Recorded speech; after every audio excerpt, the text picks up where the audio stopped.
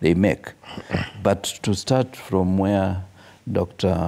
Mumbi has just left, what we critically need, and we've said it here, and once more, we are going to say human resource audit. In terms of human resource audit, you will be able to identify what is the actual workforce against those who are said to be in the payroll and they are not working. The ghost workers that we saw in State House, the ghost workers that we saw in Parliament. And you remember last week they were running an audit query that Controller and Auditor General is saying there are two individuals in one county government being paid salaries through one account.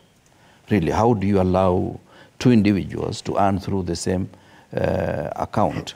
Unless Mumbi and I, we seem to have colluded that you'll be working, I will not be working, but the salary will come through you so that you give me a share of what you are supposed to get. That's possibly a ghost worker, and that is almost bordering on fraud. The second issue, Fred, is to do what we call audit of systems. You audit the systems to ask yourselves, are all these services being rendered by so many Kenyans? Do they require the kind of workforce complement that you are talking about? Or can systems be automated such that whatever we've been doing manually can be reduced by automating, such that with the press of a button, one person can do what three people are doing? That is where now the painful decision will come in. The third issue is auditing of the processes that we use. Are the processes that we use time efficient? Human resource, are we using the human resource optimally? And the fourth and last thing, in my own considered opinion, is to ask ourselves, when we devolve the system, what are the areas of duplication? You have a ward administrator in Kablamai, where I come from. You have the chief, and you have the MCA. Have we really reorganized so that one of them, one of those positions can disappear? Remember, this provincial administration was not supposed to be there, but it has remained because possibly it's a useful tool for government operations, and we don't have the courage to say, okay, we can move from this system to a new system that possibly is time efficient and is also resource efficient.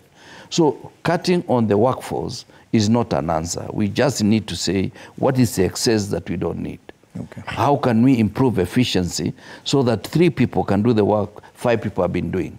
Where do we take the 2 that we are removing from this system? Okay. So that we just don't punish Kenyans and we take them home.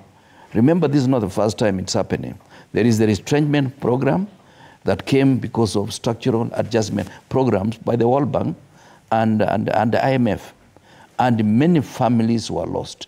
They were making it, they were baptizing by calling it the golden handshake.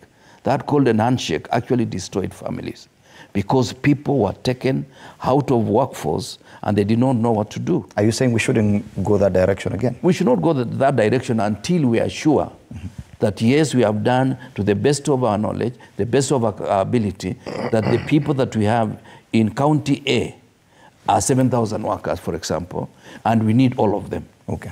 And they are there physically. Because I can assure you, 1/3 of all these workers, whether it is at the county or at the national level, do not exist. Okay. Remember Arati, I think he took some vehicles to a stadium and he told every driver to stand next to his car. And there were so many excess drivers that did not know what exactly to do. But how he resolved it, I don't know. Because many people have been employed without systems. You know, they are not using systems. How would you explain 250 people that have been employed as advisors to this minister, to this minister? He has been a minister, I've been a minister. In every ministry, there are people who are well trained. It is you to reallocate yourself, some of those people in the ministry, so that they do the work. You don't have to bring somebody from Trans Nzoia or from West Pokot to come and do what officers have been doing in the ministry. Okay. You are creating a system that is going to be blocked up. Okay. Mwanakisia, I'm looking at a report here, a news report from way back in 2010, around June, meaning we had not